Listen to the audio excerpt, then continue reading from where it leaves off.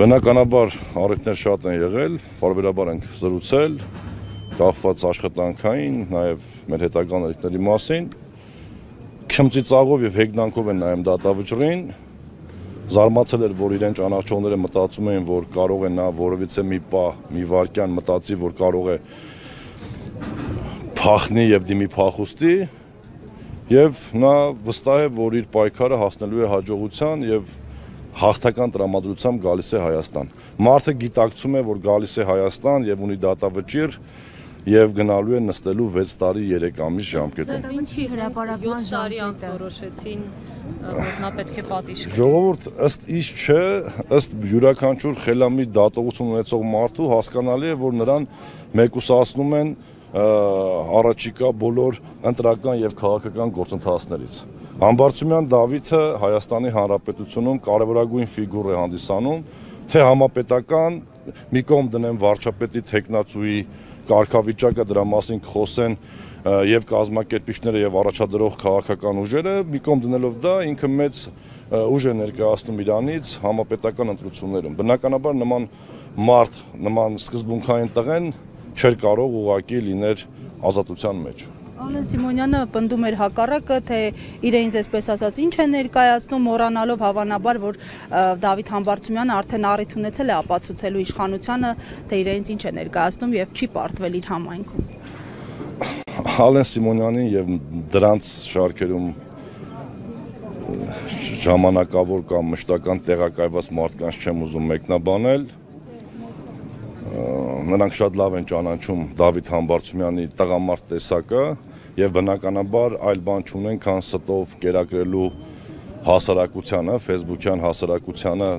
ստով պետքա կերակրեն եւ այսօր թե երեք ինչ-որ ի պատասխան Համբարձումյան Դավիթի տեսանյութ է հրապարակել, որտեղ որևիցե բան չի ասվում հանցագործության կամ ինչ-որ իրավախախտ լինելու մասին։ Ժողովուրդ, ես լինելով Համբարձումյան Դավիթի ընկերը, լինելով Համբարձումյան Դավիթի առաջի տեղակալը, վստահեցնում եմ ձեզ, որ այն ինչ կատարվում է ուղղակի ծիծաղալու է, չկա բարոյական եւ իրավական որևիցե կողմ։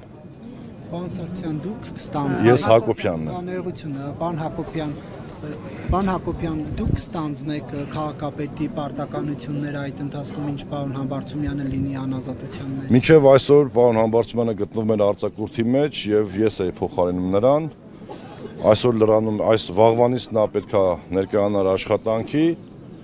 ըստ օրենքի նրա բացակայության ժամանակ փոխարինում է նրան, համայնքի ղեկավարին բացակայության ժամանակ փոխարինում է առաջի տեղակալը, Մասիս համայնքի պարագայում հանդիսանում եմ ես։ Բայց զարգացումները հաշվի առնելով մենք խելամիտ որոշում կկայացնենք եւ կգնանք առաջ։ Ես մի բան կարող եմ փաստել, որ Դավիթ Համբարձումյանի կազմած եւ ղեկավարած քաղաքական եւ աշխատանքային թիմը ուժեղ է եւ իզորու է իր համայնքի ղեկավարը, իր քաղաքական թմի, իր առաջնորդի ծրագրերը ավարտին հասցնել մինչև 2026 թվականի դեկտեմբերի 5-ը, որը մեր պաշտպանման ժամկետն է։ Ներեք դուք բացառում եք, որ պարոն Համբարձումյանը կարող էր զենքի գործադրմամբ, ինչպես մեղադրանքում է նշվում, խոչընդոտել մարդկանց տեղաշարժը, խոսքը հայանիստ Հովտաշատ այդ գյուղերի խաչմերուկի մասին է։ Ես ճանաչելով նրան պարզապես բացառում եմ դա։ Պարզապես բացառում եմ։ Եթե նման բան լիներ, ժողովուրդ, եթե զենքի գործադրմամբ այն էլ այդ ժամանակ համայնքի ղեկավար ընտրված մարդ, ընդդիմադիր մարդ, որ որևիցե մի օր, մի վայրկյան չի նահանջել իր սկզբունքներից, 7 տարի ուղղակի քրեական գործը չէին քննեցնի, բերեին հանգեցնեին այսօրվան։ 7 տարվա մեջ 700 պատճառ ունեին, որ այդ զենքի գործադրման հորինվածքը կապեն եւ այս օր ունենայինք, ասենք 5 տարի առաջ, 4 տարի առաջ։ Սա ուղղակի հասավ քաղաքական այն պիկին, որ պետք է Համբարձումյան Դավիթը այլևս որպես քաղաքական ֆիգուր չունենա ազատություն։